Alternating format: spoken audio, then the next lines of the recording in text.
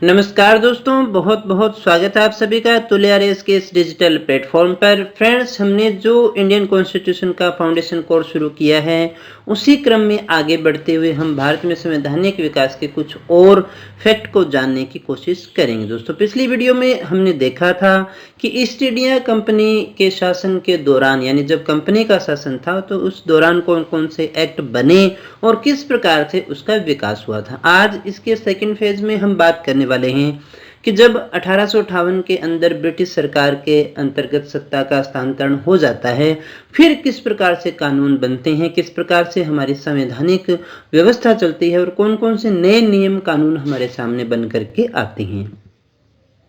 तो यहाँ सबसे पहले हम जो बात करने वाले हैं वो है ब्रिटिश सरकार का प्रत्येक शासन, यानी प्रत्येक शासन सीधे क्राउन के अंडर में जब आ जाते हैं हम लोग, और वहीं से जो शासन के नियम कानून हैं वो बनने शुरू होते हैं।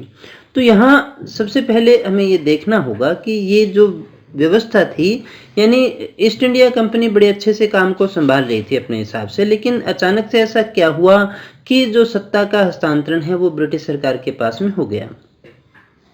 तो उसमें जो सबसे जरूरी है वो है हमारी 1857 की क्रांति। तो ईस्ट इंडिया कंपनी जो अपने कुशासन और भ्रष्टाचार के लिए उस समय प्रसिद्ध हो चुकी थी, है ना, तो उससे मुक्ति पाने के लिए जनता संघर्ष कर रही थी और इसी संघर्ष की परिणति होती है 1857 के संग्राम के रूप में। तो ईस्ट इंडिया कंपनी के कुशासन और भ्रष्टाचार से लड़ने के लिए, मुक्ति पाने के लिए भारतीयों द्वारा 1857 की क्रांति की जाती है, संग्राम लड़ा जाता है। और इसी स्वतंत्रता संग्राम के परिणाम स्वरूप क्या होता है, ब्रिटिश सम्राट भारत की प्रभुसत्ता ईस्ट इंडिया कंपनी से लेकर अपने हाथों में लेने का निर्णय लेती है। यानी ईस्ट इंडिया कंपनी का शासन को समाप्त किया जाने का निर्णय होता है और जो शासन है वो सीधा ब्रिटिश सरकार के पास में आता है, ब्रिटिश सम्राट के हाथों में आता है। दोस्तों, तो भारत में श्रेष्ठ शासन चलाने के लिए, कि भारत में श्रेष्ठ शासन किस प्रकार से चलाया जाए, उसके लिए ब्रिटिश सरकार भारत शासन अधिनियम 1858 को पारित करती है। कौन सा 1858 का अधिनियम पारित करती है? ब्रिटिश सरकार ब्रिटिश शासन द्वारा प्रत्येक शासन चलाने के संवैधानिक विकास के प्रथम चरण में 1858 का एक्ट बनता है। उसके बाद में देखिए भारत परिषद अधिनियम 1861 आता है, 1892 आता है और 1909 आता है, जिनको हमें डिस्कस करना है, जिन्हें हमें अध्ययन करना है। तो 1858 के बाद में 1861, 1892 और 1909 के जो अधिनियम हैं वो हमें जानने आवश्यक है, जिनके विषय में हम अध्ययन करेंगे। संवैधानिक विकास के दूसरे चरण, यानी इसके बाद में जो हुआ वो उत्तरदायी शासन की स्थापना के लिए काम होता है। उसमें आते हैं हमारे 1919 का एक्ट और 1935 का एक्ट। उसके बाद में अंतिम चरण के अंदर 1947 का एक्ट हमारा आता है, जिसके विषय में हमें पढ़ना है। दोस्तों, तो 1858 के एक्ट से लेकर के 1909 तक के हमें देखने हैं एक फेज में। दूसरे फेज में हम बात करते हैं, ये शासन चलाने के लिए थे। 1919 और 1935 का जो एक्ट था वो उत्तरदायी शासन से संबंधित अपने मानते हैं, और 1947 का तो फिर अपने जानते ही हैं, भारत स्वतंत्रता अधिनियम हमारा आता है। तो ये तीन प्रकार से हम इसको डिवाइड करके पढ़ सकते हैं। सबसे पहले हम 1858 से 1909 तक के जो अधिनियम हैं उनको पढ़ेंगे और उनको समझेंगे। तो सबसे पहले हम बात कर लेते हैं 1858 का भारत शासन अधिनियम। एक तो इसका नाम भी याद रखिएगा, इसे क्या कहा गया है? भारत शासन अधिनियम, यानी भारत पे शासन चलाने के लिए। तो दोस्तों, इसका जो निर्माण किया गया था 1857 के विद्रोह के बाद में किया गया था। तो जाहिर सी बात है 1858 का है तो 57 के विद्रोह के बाद में ही किया जाएगा। इसे भारत के शासन को अच्छा बनाने वाला अधिनियम भी कहा जाता है। ये फैक्ट याद रखिएगा कि भारत के शासन को अच्छा बनाने वाला अधिनियम कौन सा था या किसे कहा गया है। भारत के शासन को अच्छा बनाने वाला अधिनियम कहा गया है 1858 का भारत शासन अधिनियम।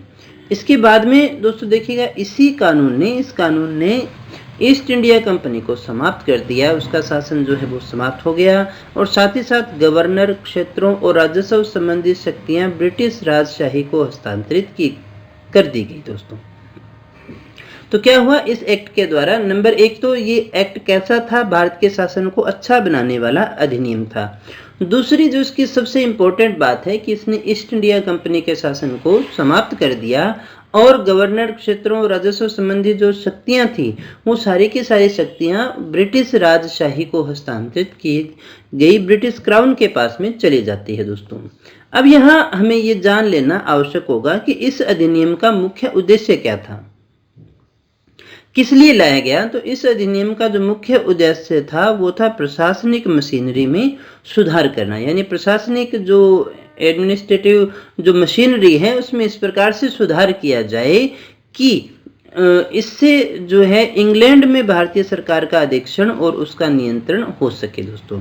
यानी जो मशीनरी है उसमें इस प्रकार से सुधार हो जिससे मशीनरी के माध्यम से इंग्लैंड में भारतीय सरकार का अधीक्षण और उसका नियंत्रण स्थापित हो सके, इंग्लैंड जो है उस पर पूरी तरह से नियंत्रण स्थापित कर सके। इस प्रकार से मशीनरी का निर्माण करना था दोस्तों। यह मशीनरी में चेंज होता है, शासन प्रणाली में कोई परिवर्तन नहीं किया जाता है दोस्तों। 1858 के एक्ट की बात करें, प्रचलित जो शासन प्रणाली थी वो वैसे ही है, बस प्रशासनिक मशीनरी के अंदर काफी काम किया जाता है, यानी और अधीक्षण और नियंत्रण का काम होता है जो क्राउन के पास में आता है। यहाँ अधिनियम की कुछ एक विशेषताएं देखेंगे हम, जिसके द्वारा हम इस चीज को समझ पाएंगे। इस अधिनियम के द्वारा भारत का शासन सीधे ही महारानी विक्टोरिया के अधीन चला गया, जो इस अधिनियम की सबसे इंपॉर्टेंट बात है दोस्तों। तो जो शासन था, जो भारत का शासन ईस्ट इंडिया कंपनी संभाल रही थी, अब वो ईस्ट इंडिया कंपनी नहीं संभालेगी, तो फिर वो कहाँ चला गया, वो सीधा महारानी विक्टोरिया के अधीन चला गया। पहले नियंत्रण अप्रत्यक्ष था, अभी प्रत्यक्ष नियंत्रण जो है महारानी विक्टोरिया के द्वारा हो जाता है दोस्तों। अब देखिएगा, जो हमारा गवर्नर जनरल था, नाम याद होगा, पहले गवर्नर हुआ, फिर गवर्नर जनरल हुआ, और अभी इसमें इसका नाम क्या कर दिया गया दोस्तों, वायसराय कर दिया गया। तो यहाँ पर एक नया पद नाम हमारे पास में आ जाता है, वायसराय। पहले गवर्नर, बंगाल के गवर्नर को जो है पूरा गवर्नर बनाया गया, फिर उसको गवर्नर जनरल बनाया गया, फिर उसको वायसराय बना दिया गया ना। अब पद नाम कौन सा हो गया दोस्तों, वायसराय हो गया। जो डायरेक्ट प्रतिनिधि था, ये ब्रिटिश सरकार का, ब्रिटिश ताज का प्रत्यक्ष प्रतिनिधि हुआ करता था दोस्तों। तो अब यहाँ हमें ये समझ लेना चाहिए कि इंग्लैंड में जो सरकार है उस सरकार का सीधा प्रतिनिधि कौन था, वो था भारत का वायसराय। और इस प्रकार से जो पहला वायसराय बना वो कौन था, लॉर्ड कैनिंग। ये क्वेश्चन आपसे पूछा जा सकता है, लॉर्ड कैनिंग कौन था भारत का पहला वायसराय, या हम कहें कि वायसराय किसको बनाया गया, तो लॉर्ड कैनिंग को बनाया गया। 1858 के अधिनियम के द्वारा बनाया गया, नया पद है वो सृजित किया गया था दोस्तों। इस अधिनियम के द्वारा जो नियंत्रण बोर्ड था, निदेशक कोर्ट था, उसको भी क्या कर दिया गया, जो पहले से चल रही थी उनको समाप्त कर दिया गया। इस प्रकार से जो एक द्वैध शासन प्रणाली हमने शुरू की थी, वो द्वैध शासन प्रणाली का भी क्या हो जाता है, अंत हो जाता है। तो नियंत्रण बोर्ड और निदेशक कोर्ट को यहाँ पर समाप्त कर दिया गया, और इस प्रकार से जो द्वैध शासन प्रणाली थे, अलग अलग बंटवारा किया गया था शासन का, वो यहाँ पर क्या हो जाता है, समाप्त हो जाता है दोस्तों। इसके के साथ साथ एक नए पद का और सृजन होता है, भारत के राज्य सचिव के नाम से। कौन सा पद आता है दोस्तों, भारत का राज्य सचिव होता है, जिसमें भारतीय प्रशासन पर संपूर्ण नियंत्रण की शक्ति निहित थी। अब देखिएगा, भारत सचिव या राज्य सचिव का जो पद सृजित किया गया है, अब ये कौन था जिसमें भारतीय प्रशासन के संपूर्ण नियंत्रण की शक्ति थी। ये सचिव जो था, ब्रिटिश कैबिनेट जो है, ब्रिटेन में जो सरकार चल रही है उसकी कैबिनेट का सदस्य था और संसद के प्रति उत्तरदायी था। यानी ये जो है नया सचिव जो है वो वहां पर ब्रिटेन में ही है, वहीं से वो क्या करेगा, नियंत्रण करेगा। संपूर्ण शक्तियां एक प्रकार से उसी के हाथ में निहित हो गई है। और भारत में कौन था, भारत में इसका नियंत्रण करता प्रत्यक्ष जो था वो कौन था, वो वायसराय हुआ करता था। और ये जो सचिव था वो ब्रिटिश संसद के प्रति उत्तरदायी हुआ करता था दोस्तों। भारत सचिव की सहायता के लिए 15 सदस्यीय परिषद का भी गठन किया गया। अब उस सचिव की सहायता के लिए एक परिषद भी बनी, जिसमें कितने सदस्य थे, 15, जो कि एक सलाहकार समिति थी, और इस समिति का अध्यक्ष भारत सचिव को बनाया गया। अब देखिए, भारत सचिव का पद आता है। भारत सचिव क्या करेगा, एक 15 सदस्यीय परिषद के माध्यम से जो है अपना कार्य करेगा। 15 सदस्यीय परिषद एक प्रकार की उसके लिए सलाहकार समिति थी दोस्तों। इसी अधिनियम के तहत भारत सचिव की परिषद का गठन किया गया था, जो एक निगमित निकाय थी जिसे भारत और इंग्लैंड में मुकदमा करने का अधिकार था और इस पर मुकदमा भी किया जा सकता था। हालांकि इतना कोई जरूरी फैक्ट तो नहीं है, लेकिन हमने इस फाउंडेशन कोर्स में कुछ भी नहीं छोड़ा है दोस्तों। आरएस की परीक्षा हो चाहे यूपीएससी की परीक्षा हो, आप किसी भी परीक्षा की तैयारी कर रहे हो तो इससे ज़्यादा कुछ भी पढ़ने की आपको आवश्यकता नहीं है दोस्तों, और इससे ज़्यादा आपको मिलने वाला भी नहीं है। तो क्या कहा हमने, इस अधिनियम के तहत भारत सचिव की परिषद का गठन किया गया, जो एक निगमित निकाय हुआ करता था, है ना। और इसके अंदर क्या हुआ, भारत और इंग्लैंड में मुकदमा चलाने का इसके पास में अधिकार था और इस पर भी मुकदमा चलाया जा सकता था। इसके बाद में दोस्तों अगला अधिनियम जो हमारा आता है वो है 1861 का। 1858 में क्या हुआ, एक तो क्राउन के अधिकार में चला गया। देखिए 1858 की 61 में आने से पहले 1858 के 2-3 बातें हमें जो है अच्छे से याद रखनी पड़ेगी। एक तो सत्ता का हस्तांतरण हो गया कंपनी से किसके पास में, ताज के पास में। एक वायसराय आ गया और एक सचिव का पद आ गया। ये तीन जो हैं वो बड़े परिवर्तन होते हैं, इन्हीं को ध्यान में रखते हुए हम आगे बढ़ते हैं। तो 1857 की क्रांति हुई थी। उसके बाद में ब्रिटिश सरकार ये महसूस करती है कि भारत में यदि शासन चलाना है तो फिर भारतीयों का सहयोग लेना हमें आवश्यक है। बिना भारतीयों के सहयोग के हम शासन नहीं चला सकते हैं। ऐसा 1857 की क्रांति के बाद में ये ब्रिटिश सरकार को महसूस हो जाता है, क्योंकि इसी कारण से ये क्रांति हुई भी थी।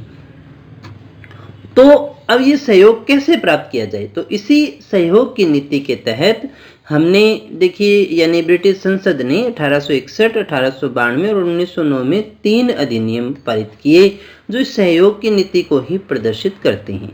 क्योंकि जब उन्होंने ये देखा कि इनके बिना, भारतीयों के बिना हम शासन बहुत कम भी हैं और इनके सहयोग के बिना शासन करना संभव नहीं है, तो 3 एक्ट हमारे पास में और आते हैं, 61 का, 92 का और 1909 का।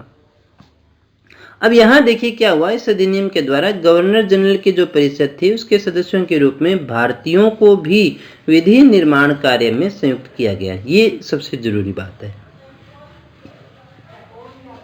चाहे नामात्र का ही सही, लेकिन भारतीयों को विधि निर्माण के अंदर भाग लेना शुरू किया गया। या उन्होंने कब इससे संयुक्त किया, तो फिर वो 1861 के एक्ट की बात आती है। गवर्नर जनरल की जो परिषद थी उसके सदस्यों के रूप में भारतीयों को भी सर्वप्रथम विधि निर्माण कार्य में संयुक्त किया गया। लेकिन ये विधान परिषद जो थी वो किसी भी प्रकार से कोई लोक प्रतिनिधित्व तो थी नहीं, जनता का प्रतिनिधित्व करने वाले तो कोई संस्था नहीं थी, लेकिन कहीं ना कहीं ये जो है थोड़े अधिकार हमें यहाँ पर मिलते हैं। गवर्नर जनरल को विधि निर्माण कार्य हेतु कम से कम 6 और अधिक से अधिक 12 अतिरिक्त सदस्यों को मनोनीत करने का अधिकार दिया गया। यानी वो चाहे तो विधि निर्माण कार्य के लिए कम से कम 6 और सदस्य ले सकता है या फिर 12 ले सकता है, 6 से 12 के बीच में ले सकता है। इन मनोनीत अतिरिक्त सदस्यों सहित परिषद को विधान परिषद की संज्ञा दी गई। अब ये मनोनीत जो अतिरिक्त सदस्य थे और इसी के साथ साथ जो परिषद थी, इस पूरी परिषद को क्या नाम दिया गया दोस्तों, इस पूरी परिषद को विधान परिषद की संज्ञा दी जाती है दोस्तों। तो ये इस प्रकार से अभी हमारी एक विधान परिषद का निर्माण यहाँ पर हो जाता है। सदस्यों का कार्य क्या था कि गवर्नर जनरल जो प्रस्ताव रखे उन प्रस्तावों पर विचार विमर्श करना, यहीं तक सीमित था दोस्तों। सदस्यों का कार्य क्या था, गवर्नर जनरल ने जो भी प्रस्ताव रखा उन पर विचार विमर्श करना ही था, क्योंकि ये सदस्य कार्यपालिका के किसी भी प्रकार के कार्यों की आलोचना तो कर ही नहीं सकते थे, ऐसा कोई अधिकार उसके पास में था ही नहीं। तो इस प्रकार से हम देखें तो विधान के विषय में प्रभावी शक्तियां गवर्नर जनरल के ही पास में थी।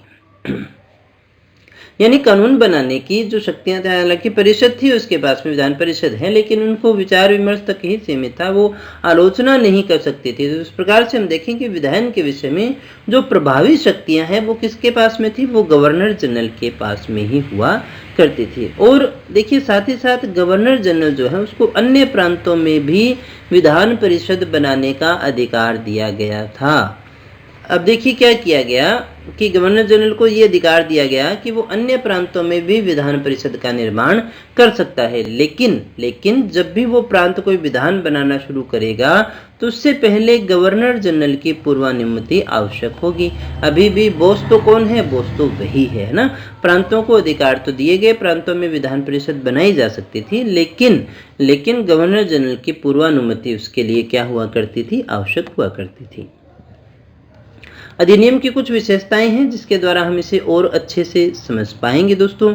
तो यहाँ इस अधिनियम के द्वारा कानून बनाने की प्रक्रिया में भारतीय प्रतिनिधियों को शामिल करने की शुरुआत हुई, जो इसका सबसे जरूरी और सबसे इम्पोर्टेंट फैक्ट है, जो अभी हमने डिस्कस किया था। क्या कि इस अधिनियम के द्वारा कानून बनाने की प्रक्रिया में भारतीय प्रतिनिधि शामिल हुए। इसमें वायसराय, गवर्नर जनरल वाला ही तो है ना, वायसराय कुछ भारतीयों को विस्तारित परिषद में गैर सरकारी सदस्यों के रूप में नामांकित कर सकता था। अब वायसराय क्या कर सकता था दोस्तों? देखिए हमने क्या कहा, भारतीय प्रतिनिधि शामिल करने की शुरुआत हुई। करेगा कौन? वायसराय। वायसराय चाहे तो कुछ भारतीयों को परिषद में गैर सरकारी सदस्यों के रूप में नामांकित कर सकता था। यानी इससे में जो भारतीय सदस्य आते थे वो कौन से कहलाते थे? वो गैर सरकारी सदस्य कहलाते थे। इस नाम को याद रखिएगा दोस्तों। गैर सरकारी सदस्यों के रूप में नामांकित कर सकता था। 1862 में लॉर्ड कैनिंग ने 3 भारतीयों को मनोनीत किया। एक बनारस का राजा था, एक पटियाला के महाराजा और सर दिनकर राव। इन 3 को मनोनीत किया गया था। ये अपना एक पहला प्रयास थी, अपने देख सकते हैं।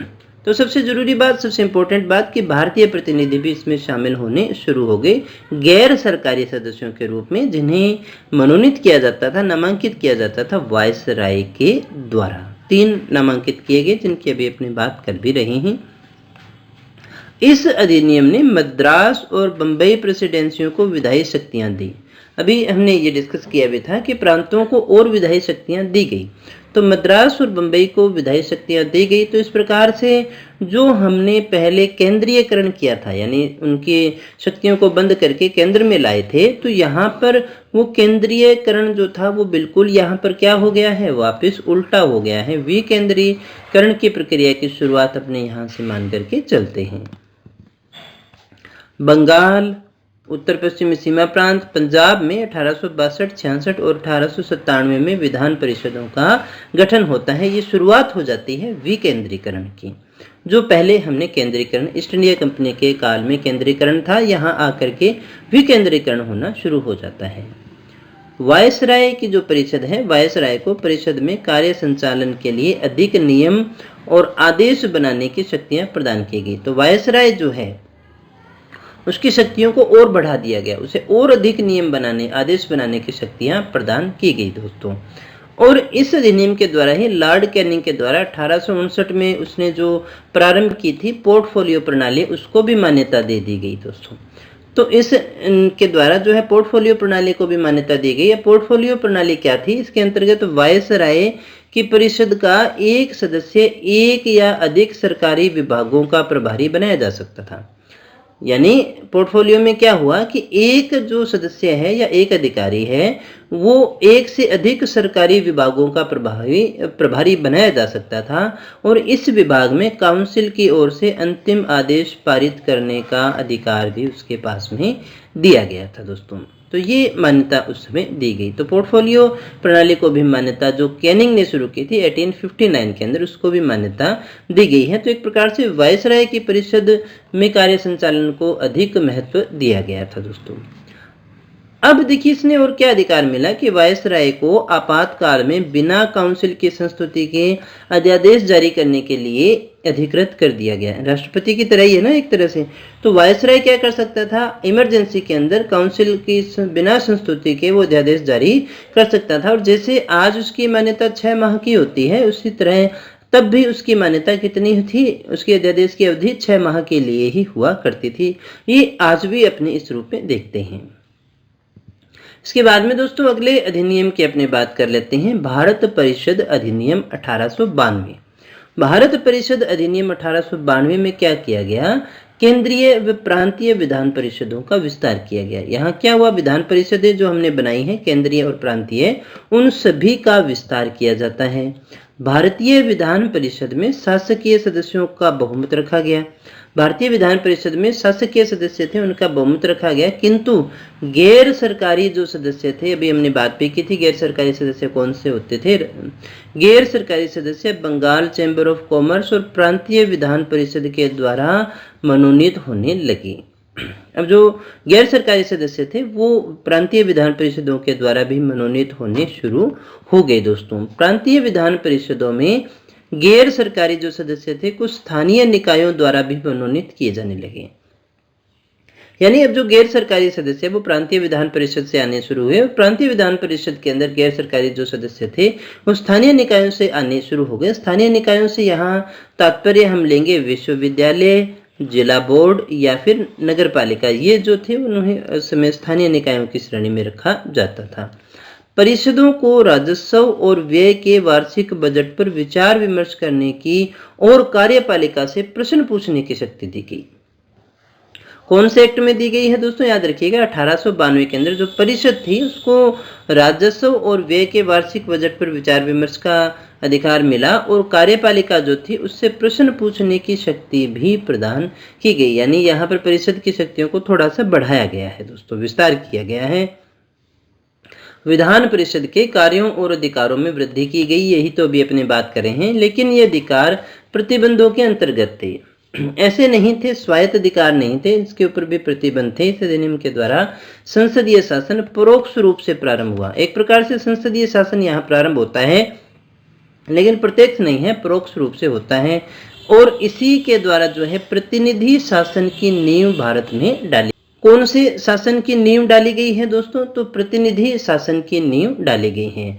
तो ये दोस्तों अधिनियम था। इसके बाद में जो हमारा इंपॉर्टेंट अधिनियम रह जाता है वो है 1909 का, फिर उसके बाद में 1919 का और फिर 1935 का। यदि हम चाहते तो इसको यहीं शुरू कर सकते थे, लेकिन ये अपने आप में एक कहानी है, ये सारे के सारे अपने आप में पूर्ण है, इसलिए हमें इनको एक एक वीडियो में ही डिस्कस करना पड़ेगा ताकि हम इसकी भावनाओं को, इनकी जो मूल बातें थी उनको अच्छे से समझ पाएं। इस वीडियो में हम इतना ही पढ़ेंगे, नेक्स्ट वीडियो में हम 1909 के अधिनियम के विषय में चर्चा करेंगे। दोस्तों, अगर आपको वीडियो अच्छा लगा हो तो वीडियो को लाइक कर देना, दोस्तों के साथ में शेयर कर देना और अगर चैनल को अभी तक सब्सक्राइब नहीं किया है तो कर लीजिएगा, क्योंकि इस तरह के क्वालिटी एजुकेशन वीडियो केवल आपको यहीं पर मिलने वाले हैं। तो दोस्तों, मिलते हैं नेक्स्ट वीडियो में कुछ और नई जानकारी के साथ, तब तक बने रहें हमारे साथ। Thank you very much.